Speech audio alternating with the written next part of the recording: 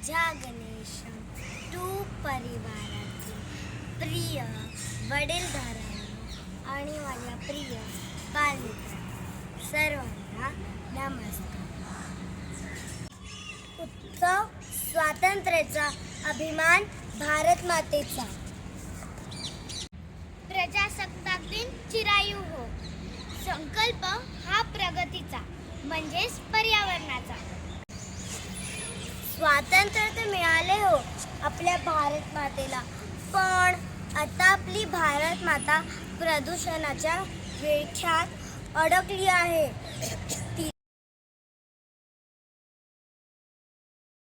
तिला स्वतंत्र करण्यासाठी एक पर्यावरण पाऊल आपण पुढे जाऊया.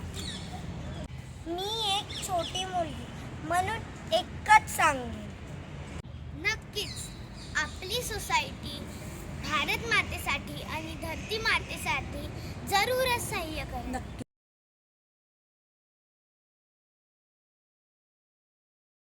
3 वर्षापूर्वी आपल्या सोसायटीत प्लेट बँक उभी केली. त्याचे किती वापर झाले. हजारो पेपर प्लेट्स, बाउल्स, चमचेचा कचरा कमी झालाय.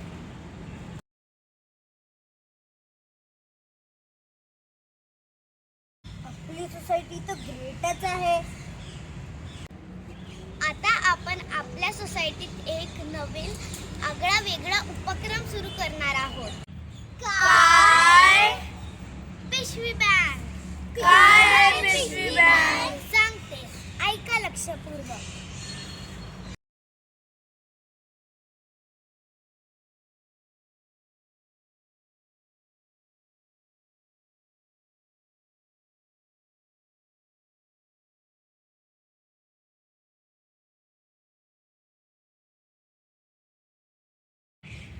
आपल्याकडे आठवड्यामधून 3-4 वेळेस भाजीवाले काका येतात. आपल्या सोयीसाठी सर्वजण आपल्या कापडी पिशवी आणतात. पण कधी ऑफिसमधनं येताना किंवा बाहेरून येताना भाजीवाले काका दिसले की आठवतात, अरे टमाटे संपले, कोथिंबीर घ्यायची आहे. मग हातात पिशवी नसते आणि काका पण पातळ पिशवी देतात. कधी असंही होते, पर्समध्ये कापडी पिशवी असते पण द्राक्ष, अंजीर, टमाटे असे मऊ फळं आणि भाज्या खराब होऊन जाईल म्हणून आपण काकाला पातळ प्लास्टिकची पिशवी मागतो आणि तेही देतात. हेच टाळायला पिशवी बँक ही कल्पना आली. ही पहा पिशवी बँक. आता काळजी करू नका, कारण आता आपल्याला पर्यावरणाचा एक पाऊल पुढे जायचं.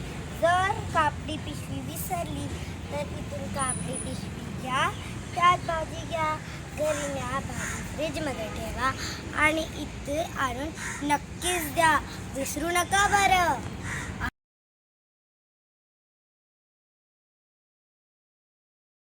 अजून एक सांगायचे, जर इथे पिशव्या संपल्या तर तुम्ही काकांची टोपली व बास्केट व भाजी भरून व घरी घेऊन व रिकामी टोपली व बास्केट घेऊन येऊ शकता. चालेल ना काका? चालेल, नाही पडेल. प्रत्येक सोसायटीने असा उपक्रम करायला हवा ज्याने की प्लॅस्टिक पिशव्या कमी होतील आणि निसर्गाची आपली बचत होईल. प्लास्टिक मुक्त सोसायटी आपली जबाबदारी.